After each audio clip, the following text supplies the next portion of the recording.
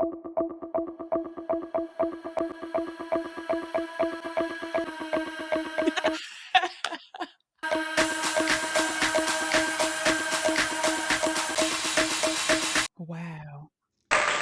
Hello, tea lovers. Today we are going to talk about fear. That's right. We're going to talk about fear. In this season of Halloween and tricks, or what the church might call snares of the enemy, and treats, while some are looking at their bags and their buckets coming up, or, if you're listening to this later, you might think back on seeing people with their bags and buckets of candy, and they're looking at this like total reward, right? Um, People in the church might look at it as a spoil of war. So the church might do things like a harvest festival or a holy night, and that's their way of taking back the day. That's their way of offering a safe and positive place for families and their children who would like to do something. Halloween is considered a holiday. It's often associated with horror, evil, death, and all those things. So if you ride by people's houses, you might see spider webs, you might see ghosts, you might see RIP sitting up in their yard. Now, all that is their choice on how they choose to decorate and stuff. But in the Christian community, a lot of families, for those reasons, choose not to participate. We're big on environment. So a lot of people think, and just as for me, like I give out candy and stuff on Halloween to my neighbors, and we do little boo baskets to each other to celebrate each other and just, do something for our neighbors to keep us unified, keep us together.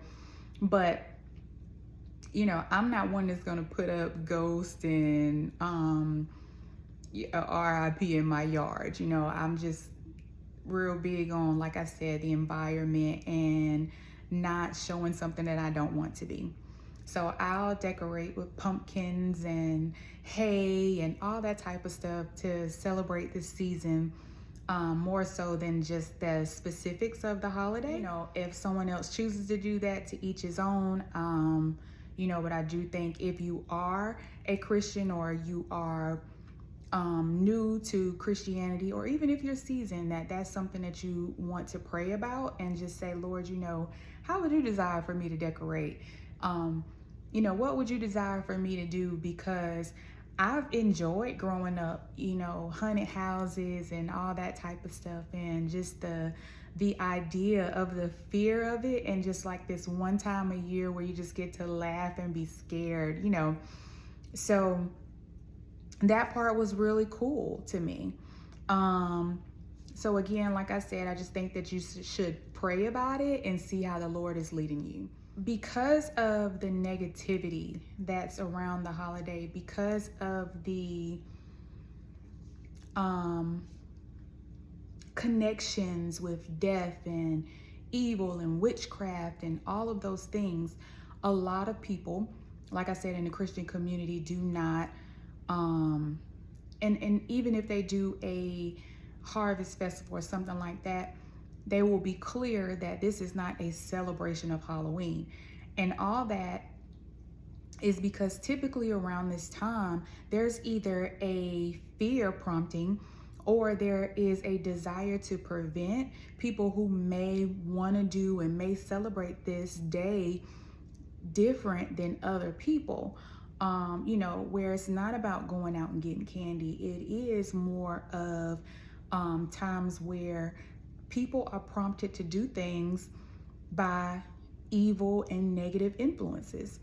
So that is why during this time, a lot of the Christian community will not celebrate the day. They will pray more over their families. They're covering their families more in the blood. They're practicing more safety within the neighborhoods to make sure children and adults are not getting taken and abducted. All of those things trafficked or used in ways that some people still believe in human sacrifices and, giving up someone's blood and all this type of stuff. So you can't be thinking that you're going to be overly precautious, because when it comes to our children that we know they're a gift, we want to take the precautions, as many precautions as we can, to keep our families and our children safe. So just keep that in mind as you're going through the holiday. But again, we are talking about fear. And so, like I said, as Christians, we do understand, though, that God did not give us a spirit of fear, but of power, love, and a sound mind. And we are in total agreement with that. But the fear that we should have is an awe and a reverence of the God that we love and that we serve, because we know He's the King of Kings. We know He's the Lord of Lords. And we know that He is majestic, that He is just. So even when we think on the fact that He's going to judge us, He's going to judge us for our sins and our actions and stuff, we understand that. And we understand, again, that He is a just God, that He makes His judgment understanding how we've submitted our lives to Him. And in that, it's not so much of when the Bible talks about fear of God, it's not like, ooh, being scared. It is, oh my God, like, this God that I serve is greater.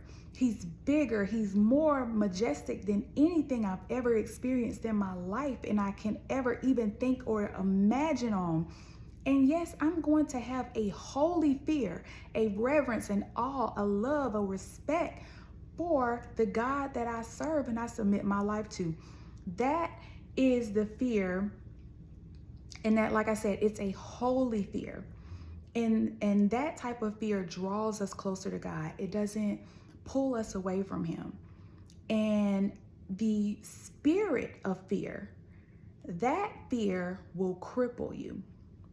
That type of fear does something to our bodies, and a lot of times it has something to do with what you experienced in the past or the present. But that type of fear is stuff that the enemy uses to pull you out of alignment with the will of God, to draw you away from God, to put you in a place where you self-sabotage, to make you not believe the promises of God. That's the difference between a spirit of fear and the fear that we have for the Lord God that we serve. And so that's how you know it's definitely not the same thing. And it's not what a lot of people call survival, that type of fear. It's not the fight or flight type of fear. And to me, that's more along the lines of being scared. And you could be scared, in all different types of ways. Be a little bit scared of something. You walk around the corner and scare me. Woo, boo, okay. Or, I might see something that I am really, truly scared of, like a snake. And I'll tell you all about this instance where I did one time. I'm scared. That type of being scared, it's temporary. But fear that affects the body in some type of way, the moment passes, but you're still experiencing that emotion, that pain. It's not going away. That is an indicator of a spirit of fear. Okay? Let's talk about, we just talked about the fight or flight, right? So the fight response that's I gotta take action here. It's a time when we experience something and we are prompted to make a move.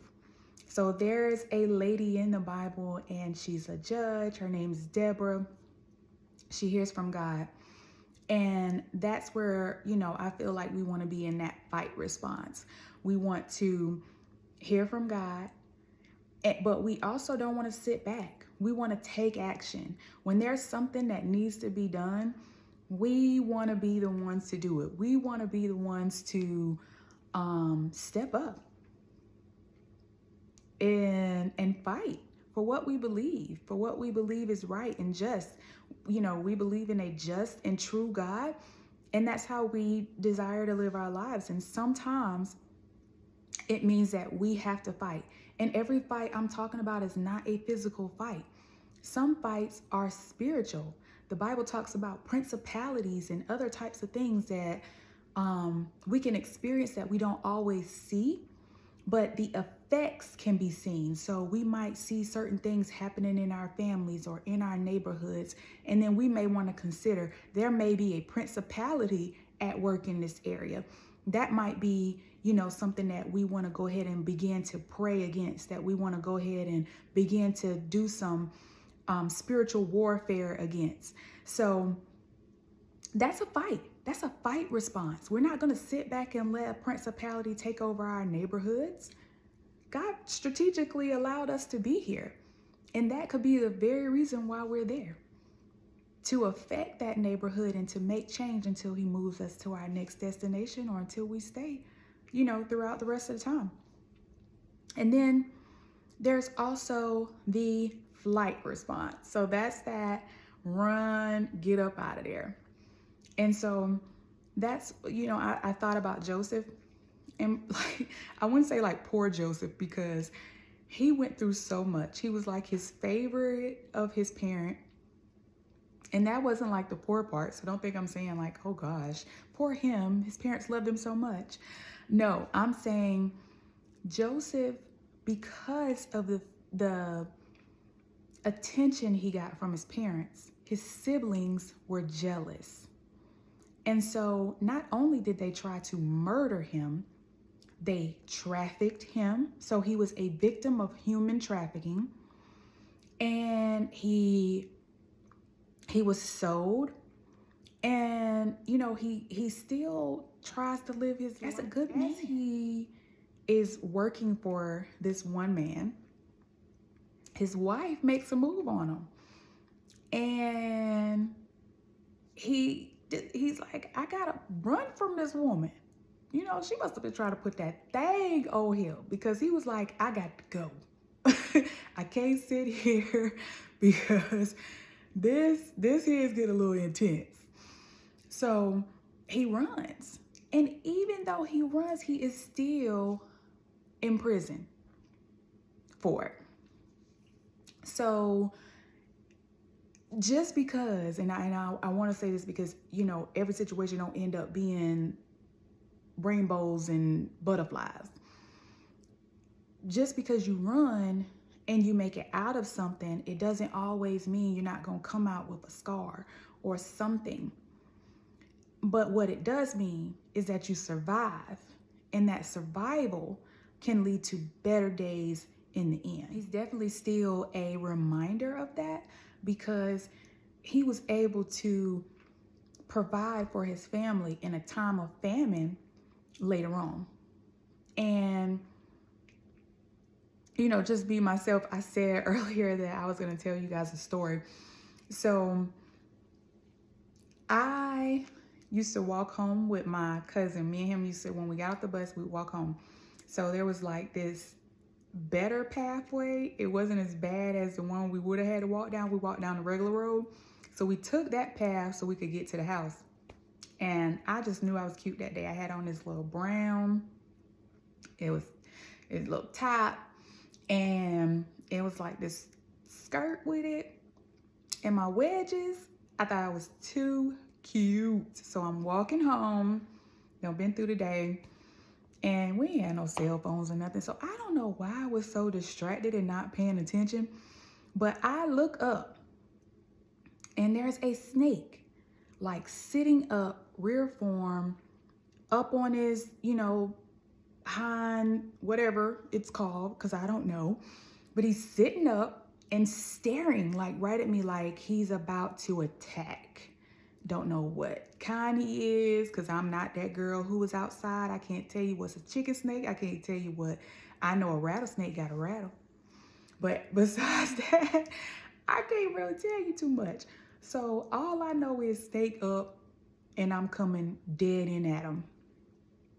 And again, I'm walking with these wedges on, right? a whole skirt. The skirt long, y'all. It ain't short because we used to get sent home for short skirts. So my skirt long, so my legs don't have a whole lot of movement available. But all I know is that flight instinct kicks in and I jump like Michael Jordan, my first cousin. And I jump over, and you couldn't tell me that snake wasn't still coming after me, right? So I continue to run to the house until I am inside, door closed, and at that point I'm like, all right, I'm safe. I don't have to keep trying to run from this snake. And it's like the most hilarious thing when I think about it now, and I still do not know how I jumped over that snake. But again, what I had and what I needed in my body kicked in so that I could survive. That's that flight response. And then there's another response. This one, when we go through certain things, it kind of like stagnates you, makes you immobile, and you freeze up. And this a lot of times happens with people who are sexually assaulted. You know, sometimes I read a article one time on a young lady, and she was assaulted by numerous people. And when they went to court, they asked, why didn't she scream? And instead of thinking about how her body could have frozen up, all they were thinking was, how do we protect the people who are coming against her and trying to call her a liar by asking her why she didn't scream, why didn't she yell out? And with this type of response, a lot of times it is your body saying, this is too much. You can't run.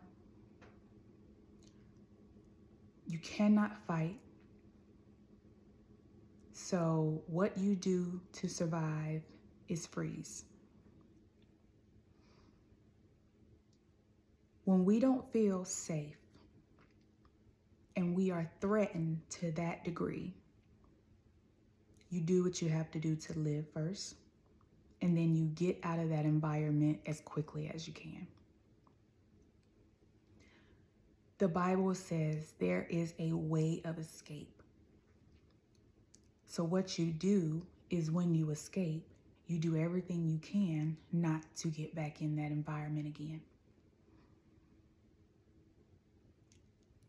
And what you do after that is you find a way that is different. How can you get some support? How can you get through this? Our bodies are, interestingly enough, designed so that we have what we need to kick in so that we can dominate things that are trying to control us. Fear should not control us. I think about the Garden of Eden. Eve is in the garden, right? And it talks about a situation where the devil comes and he's having a conversation with her. Eve does not fight in this situation. Doesn't say she does that. Eve does not flee. Doesn't say she does that. Eve does not freeze. Doesn't say she does that. She entertains when she should be escaping. She's talking back when the enemy, I'm sure, has already shown he can't be trusted. And we do the same thing sometimes. We get back in these familiar situations, we get back in these negative places with people we shouldn't be, and we entertain them and we shouldn't. We keep bringing them around and we shouldn't, or we keep going around them and we shouldn't. Where's our fight, flight, freeze responses? And why are we not dominating with them. When we are not eliminating the threats that are around us, we subject our bodies, our lives to situations that we shouldn't. Repeated situations like this can cause our immune systems to become weakened. It can cause stomach issues. And I don't know about y'all, but I have had a whole lot of issues with IBS. I've also had PTSD from a lot of what I went through in the past. I don't know if they're linked, but what I do know is that I've had less issues when I changed a whole lot of my lifestyle, when I changed my environment.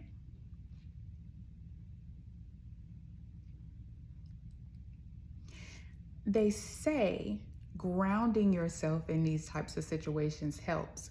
So what grounding yourself is, it's where you use your senses to bring your body back into proper alignment. So you're not letting what's happening control you. You know, where a lot of times people now talk about deep breathing. Grounding yourself, where you're using your eyes, your ears, and what you feel, and finding something you could taste. So if you can smell something, you know, thinking about what you can taste. That's grounding yourself. To me, that is the same as or similar to when the Bible talks about guarding our hearts. So what you want to do is ground or guard your heart, your eyes, your ears, your gates against what you allow other people, yourself, what you say about you, what other people have said about you. And even if you agree with whatever it was at the time, if you know that's not who you desire to be, don't let that be who you are. Change it. Work on you until you change what you heard that you used to believe. Then you redefine or you shift what used to provoke you into something that's now positive, into something that you can now use to your benefit, and it no longer has that negative, harmful effect on you. That's renewing your mind. That's when we are able to shift and change things in a way that benefits us, that we profit from, and it no longer has that measure of control over us. Because we are called to dominate. Our emotions and people manipulating and using our emotions, they should not have control over us. Again, we are called to dominate. Let's dominate. John Bloom says, fear is a gauge, not a guide. And I love that. Fear is an indicator, but I heard another pastor say, but it's not a good driver. We should be using fear as a way to tell us how to win, not how to lose, not how to, get something over on us or someone else. Fear should be basically a warning sign. If my vehicle pops up any sort of warning indicator, I'm checking it out. If it's my tires, you think I'm gonna keep on driving forever and forever and not check out and see what's causing this tire sign to be on? Because guess what? At some point, I could be on the side of the road, or worse. Fear should be used the same way. What is this that's causing me to fear? Why is it causing me to be in fear? And what can I do to change it? We don't want to let fear allow us or anyone else to suffer. Because I don't know about you, but there's been times when some reactions to what has scared me has come from something that someone else taught me how to be. And it didn't benefit me, it benefited them. So now I want to make sure I'm in control of that to the best of my ability. We have to take the reins and make sure that if we are in a place of vulnerability, that we do what we need to do to be safe. But at the end of the day, we win. We don't let that knock us down and keep us down. Joseph was in a whole pit.